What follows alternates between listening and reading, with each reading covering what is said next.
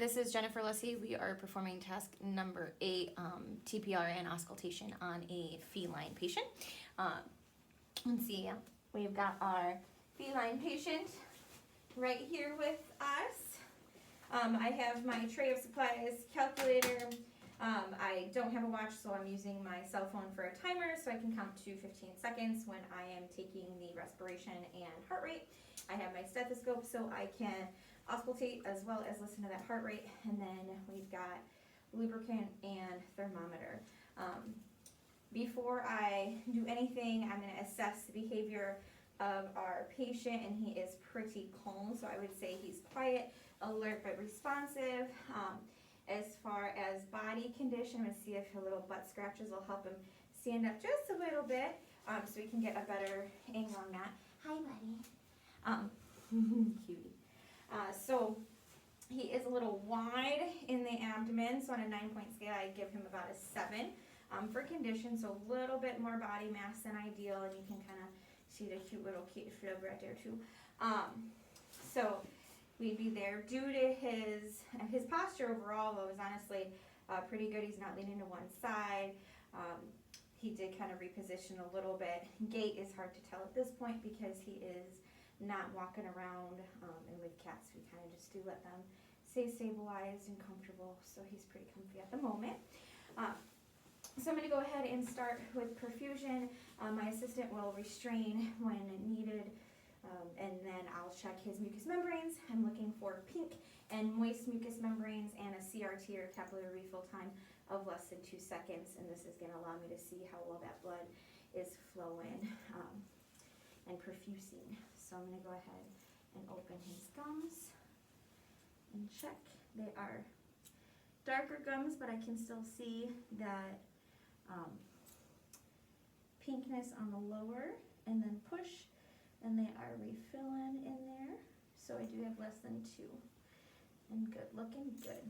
All right, so perfusion, mucous membranes are good. So we have pink and moist.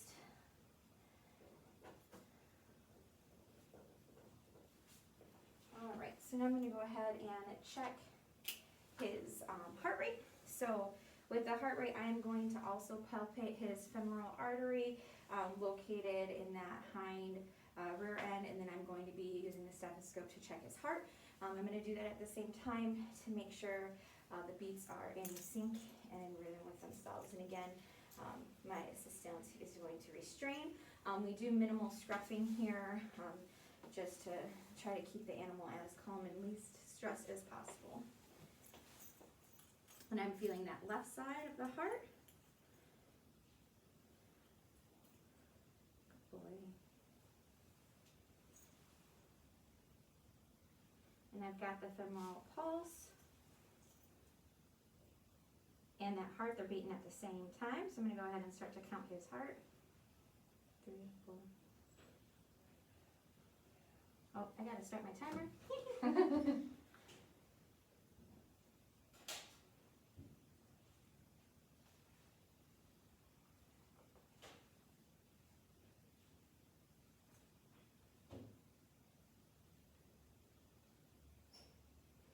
Alright, so I got 29 beats in that 15 seconds.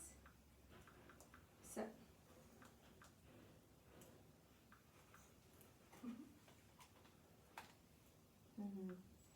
So 29 times 4 is 116. So we've got our 116 for our pulse, which is normal. So a little on the lower end, about 120 to 240 for pulse is normal for our cat. But I'm not concerned, it's a little lower. He did get pre-medicated with gabapentin just because the vet visits are a little bit more stressful for him. So I am also going to check his heart sounds. So I'm going to check the left side. I'm going to listen to the pulmonary valve, the aortic valve, and the mitral valve on the left-hand side.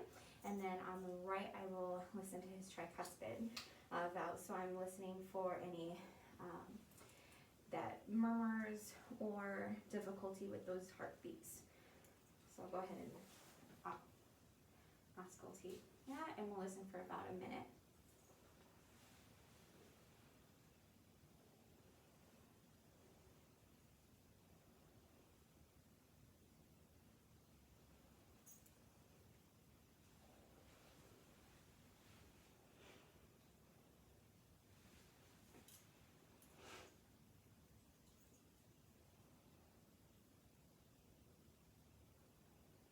And everything is sounding really, really good.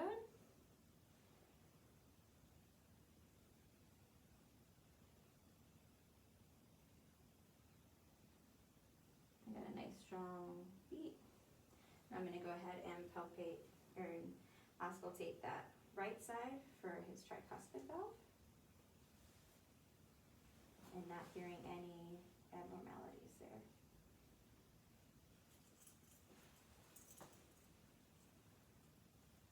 Oh boy. Okay, so now I'm going to go ahead and check his respiration. I'm going to do respiration first, and then we'll auscultate the lungs. And when I do auscultate those lungs, I'll look at an H pattern so we can have the cranial, dorsal, caudal, medial, and then ventral as well. So I'll have a cranial ventral and a dorsal ventral when I listen. To check his respirations, I'm going to just palpate and feel his abdomen, and I can also just visualize that and check as he's breathing. Again, I'm going to set my timer.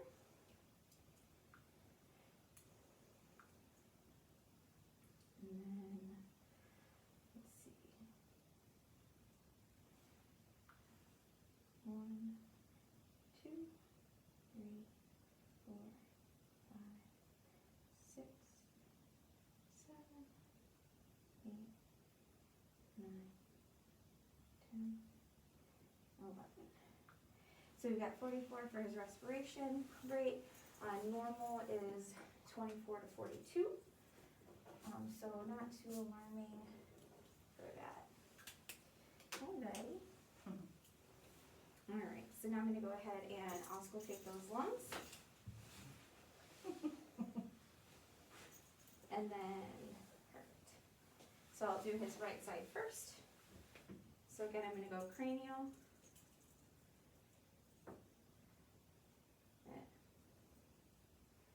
With the textbook recommends an H pattern, so here would be my 1 cranial spot, my caudal, and this is both dorsally, and then I have a medial, and then I'm going to have that dorsal cranial side, and I am listening for a full inspiration and expiration.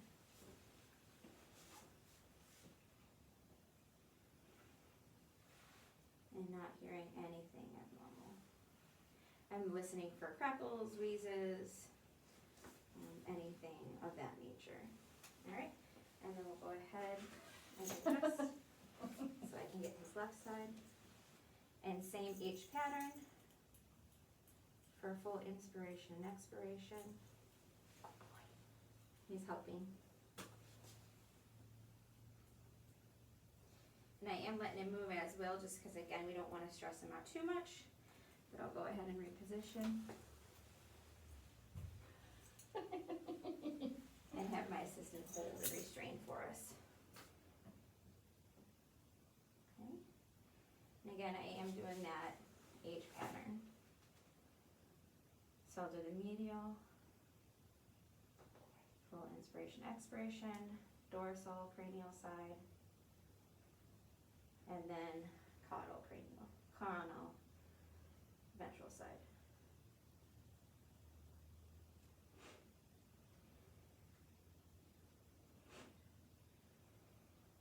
Okay. All right, so auscultation of the lungs sound good, heart valves sound all good.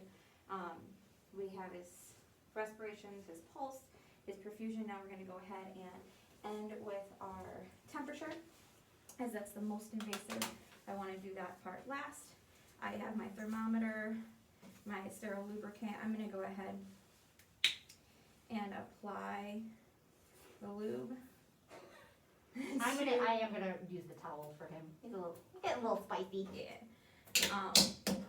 So I have lubricant, and then I'm gonna make sure that it's all in there.